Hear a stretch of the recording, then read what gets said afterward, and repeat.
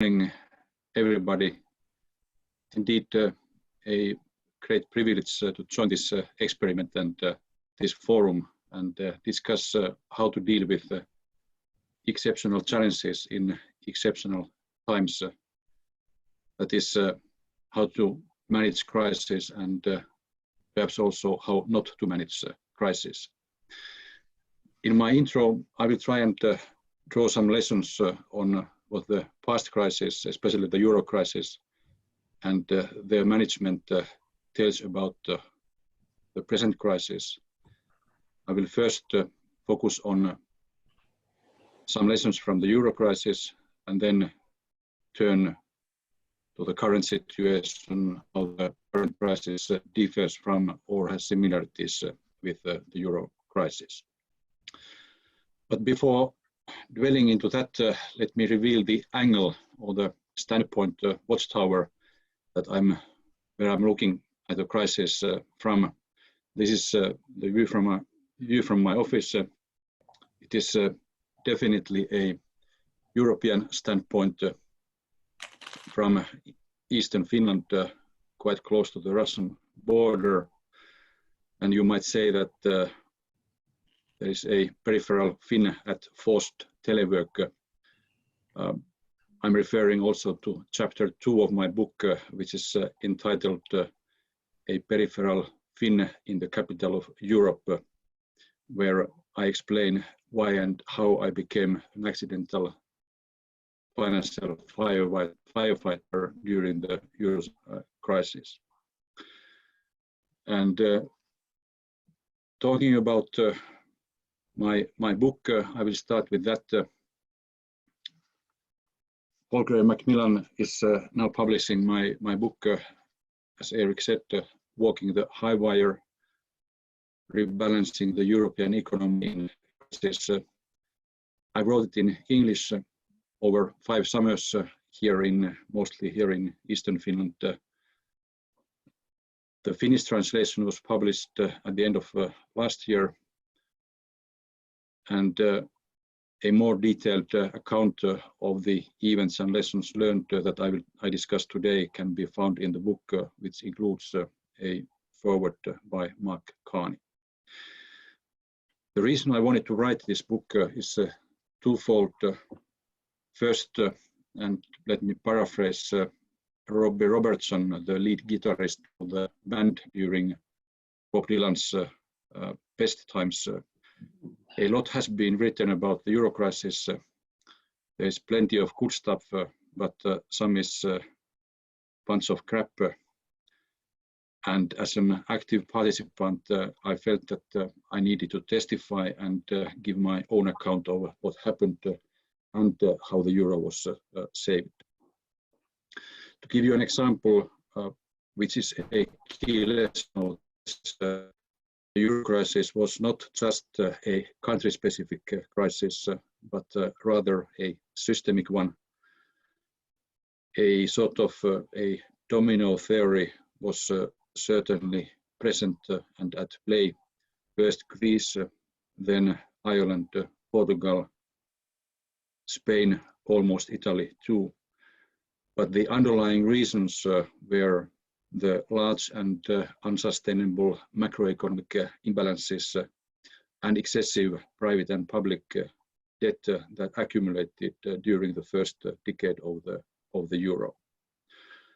Or as Ernest Hemingway put it in his book, The Sun Also Rises, how did you end up bankrupt? 2 ways, gradually, then suddenly. In that sense, my book is an economic policy thriller. If you have read all the Kurt Wallender's and Lisbeth Salander's, Annie Mankes and Stieg Larsson's, you will enjoy this. And besides, this is about real life. Secondly, we indeed have to learn from the lessons of the crisis, and I felt it was my responsibility to think through and write what I had learned and to pass on the knowledge to future firefighters. Truth be told, I like the English cover more. The picture is by a Finnish artist, Tuula Juti, and it's called Ajopuulla, meaning on driftwood, which describes Finland in 1991 when we entered our crisis, and is clearly analogous to what we experienced during the euro area crisis in 2010-2012.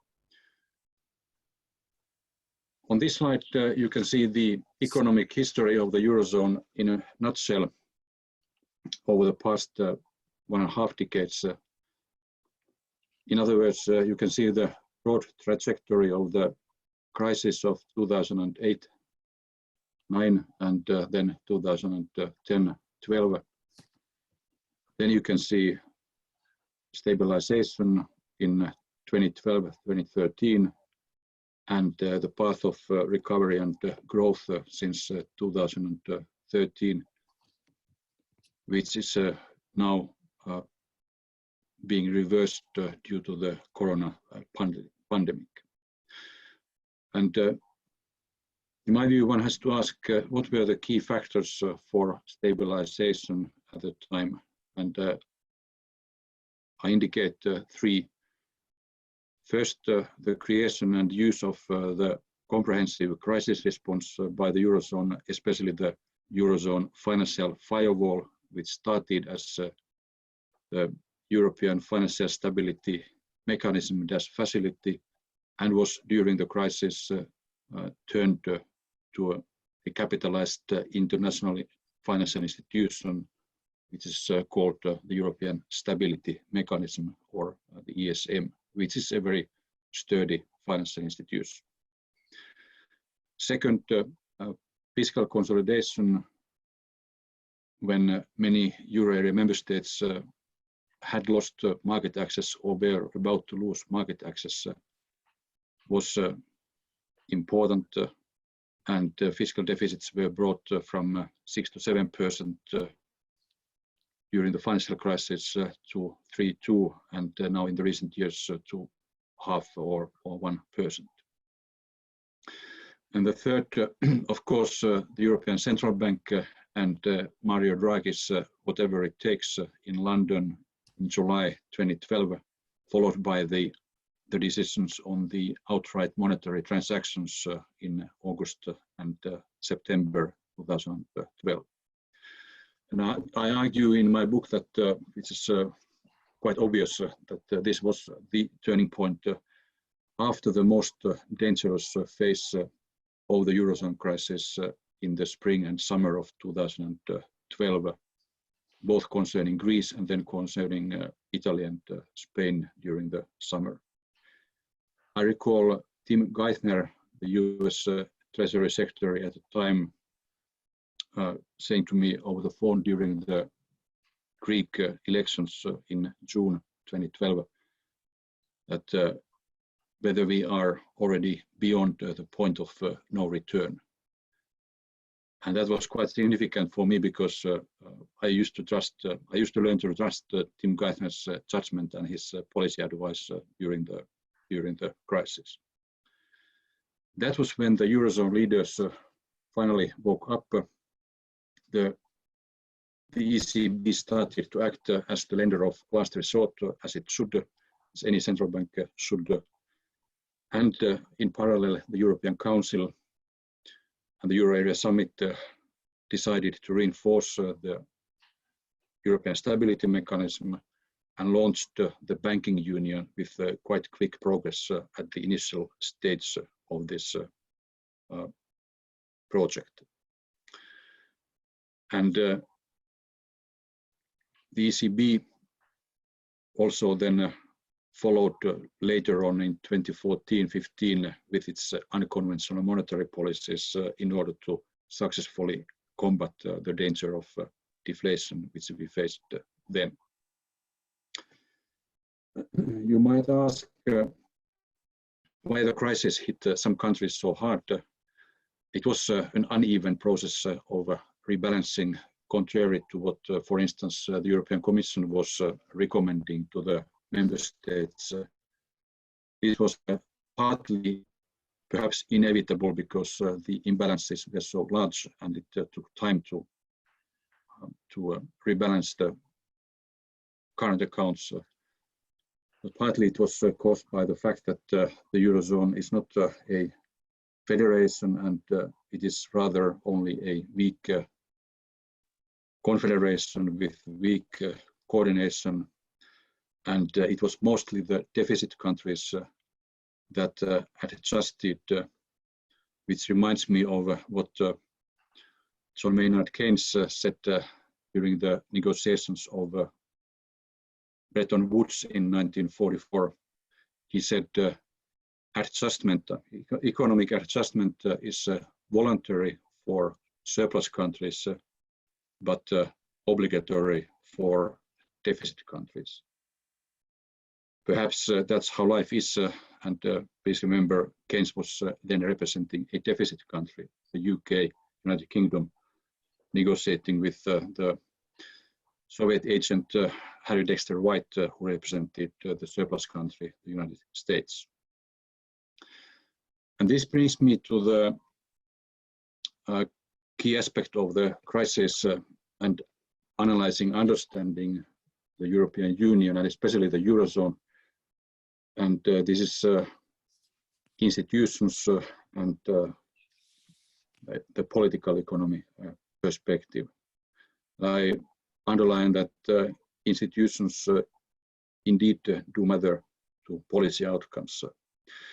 Crisis management in the Eurozone, namely, was mostly intergovernmental with too many veto points, and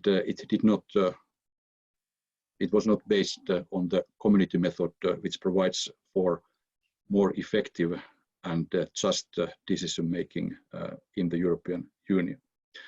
I drew this almost 10 years ago, this triangle called impossible triangle, and in the corners, in the three corners, you have the institutions or governments that have the chips, have the financial resources. The European Commission had very limited own resources in this regard. It was mainly, of course, the European Central Bank or Frankfurt. It was the German federal government, plus the other member states, of course.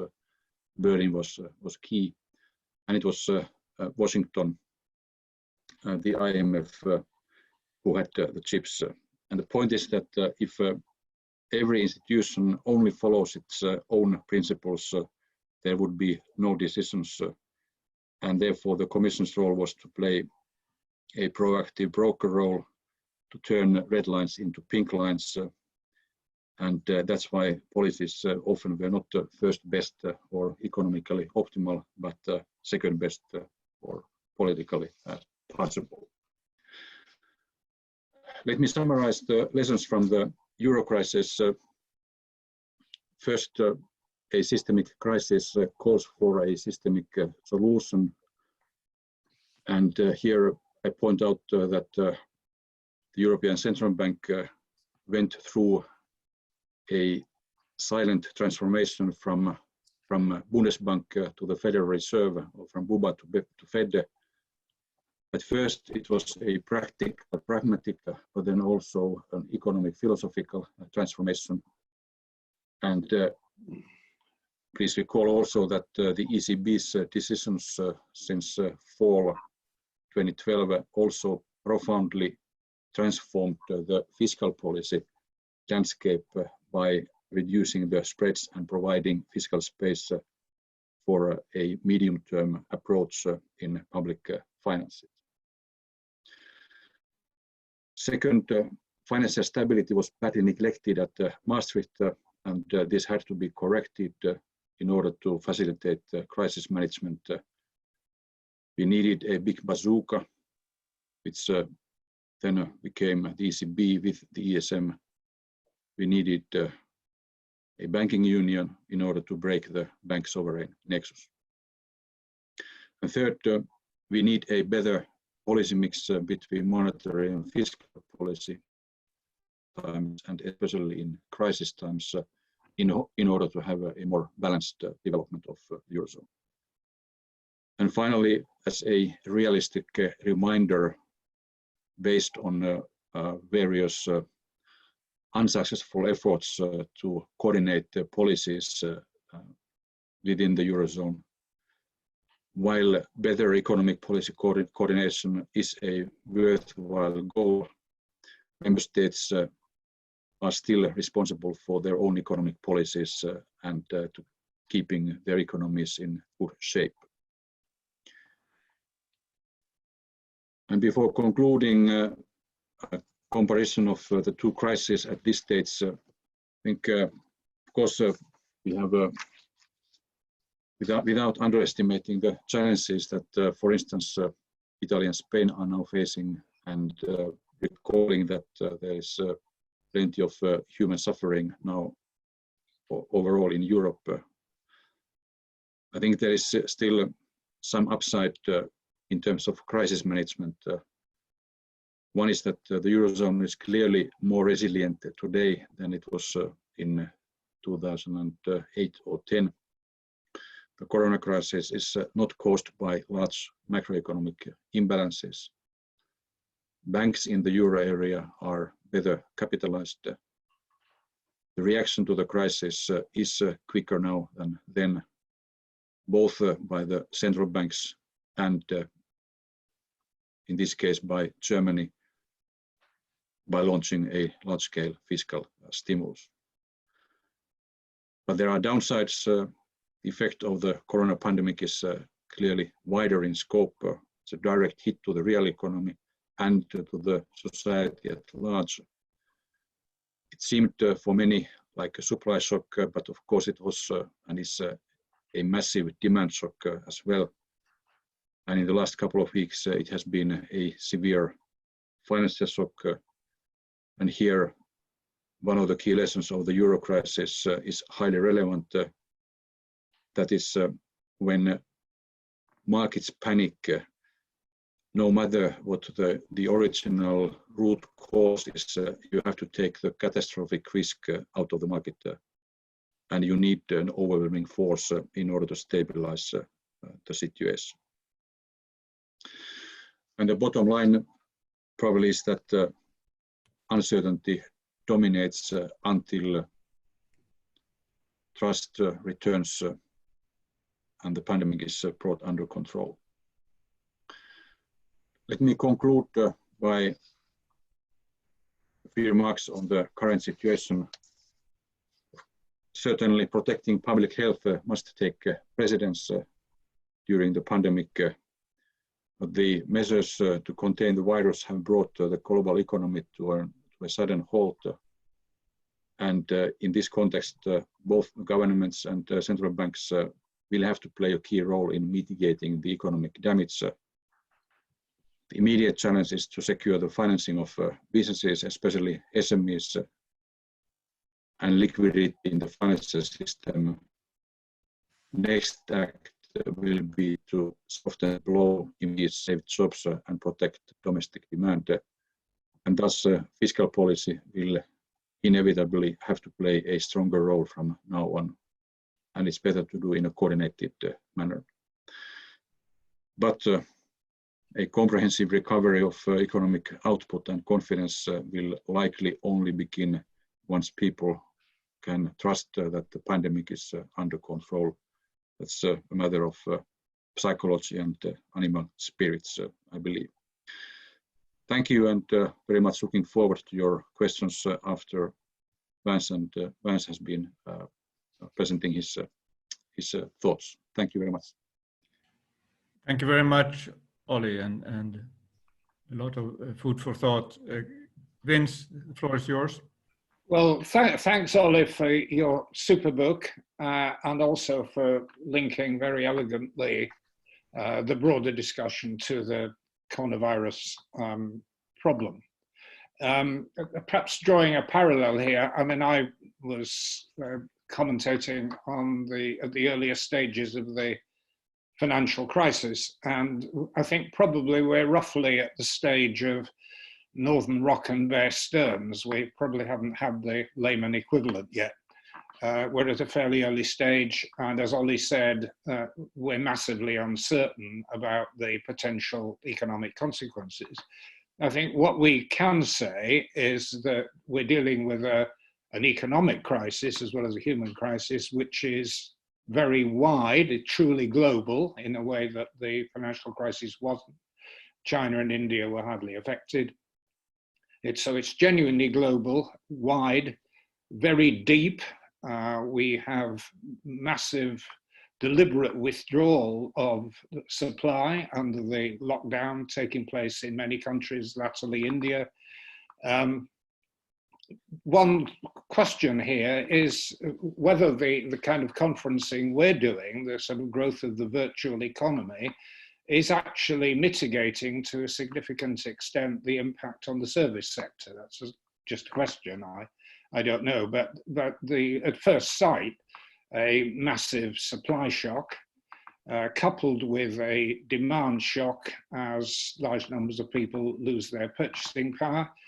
Of course, several governments, including the UK, have responded imaginatively and appropriately with, in the UK case, a big wage subsidy. It hasn't yet covering the self-employed, which is a big problem, but at least there is a recognition of the need for the state to substitute for demand.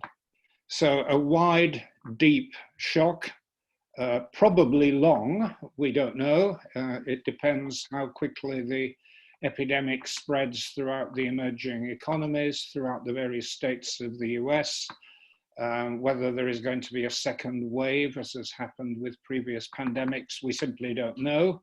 So probably quite long.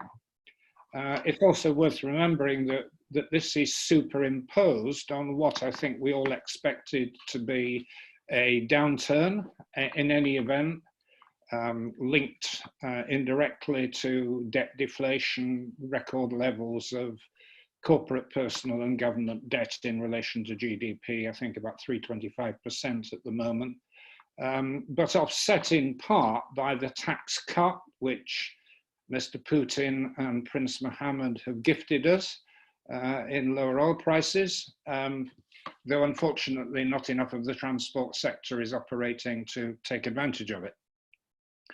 Now moving to the focus of Ollie's presentation, which was essentially about the European response, I think my first observation is that excluding the ECB, which has been very decisive and acting as we would have hoped, the European response in general has been very fragmented. We've got 27 different economic responses to the epidemic. As far as I can see, no help was given to Italy, which was in the front line of this. There is quite a lot of beggar my neighbor activity taking place, from export bans on ventilators to border controls. I understand, and I may be corrected here, that it's very difficult at the moment for lorries to pass from Germany into Poland and vice versa. Problems getting from Austria through Switzerland to Italy. Now that's a rapidly moving situation, but the country is acting very much in their own interests. And of course, the British are being far from helpful here. As I understand it, the British actually withdrew from the cross-European committee, which deals with epidemics. And then we've got lurking over the horizon a potentially disruptive Brexit. No sign the British are backing down from that, which will add to uncertainty if we're pulling through this epidemic crisis at the end of the year. So that's the big picture. Specifically in terms of the ECB, the big bazooka, as Ollie described it, has been fired, or at least the first shells have been fired. Very helpful in terms of general liquidity and in terms of the asset purchase arrangements, which, as I understand it, will allow the acquisition of, say, Italian bonds, helping to prevent a widening of spreads, heading off a potential Eurozone crisis on top of everything else.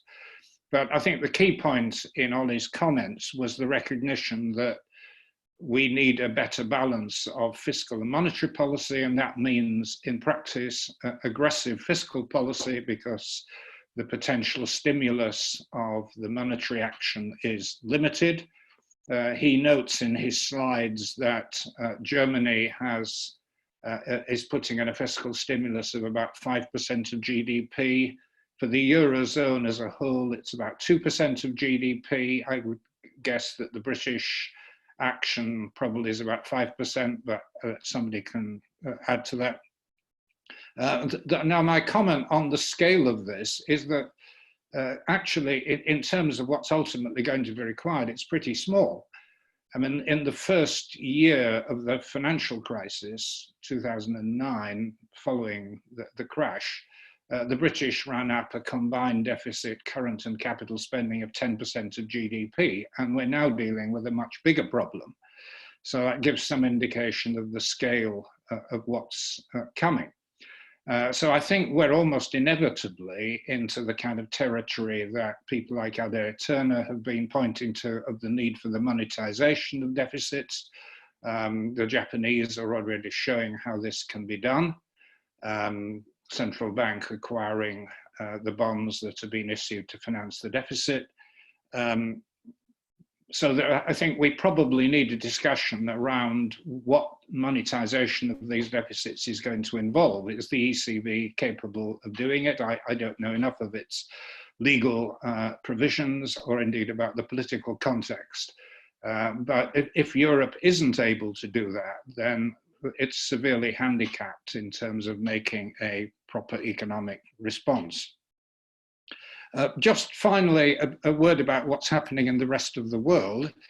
There is a paradoxical situation of a flight to the dollar, but at the same time, indications that the potentially really big casualty will be the United States. From what I can have heard from the epidemiological work, the extent of the pandemic is massively understated in the US because of non-existence of testing. We also have a highly dysfunctional president who is treating this ideologically and nationalistically, appears to be completely unaware of the gravity of the situation. So potentially a big economic hit to the United States, which we've yet to see. So if that is the position and Europe is stricken and the United States, where will the recovery be driven from? Very preliminary indications are that it will come from East Asia, if the Chinese are telling us the truth about the extent to which they've got this under control. Greater China appears to be coping with this very well, Taiwan, Singapore. Japan, an interesting case, a very high density country that seems to be coping very well with the epidemic to the extent to which they are, and also leading the developed world in terms of policy innovation. So potentially a nation-led recovery if and when it comes. So I hope that's given a bit of food for thought.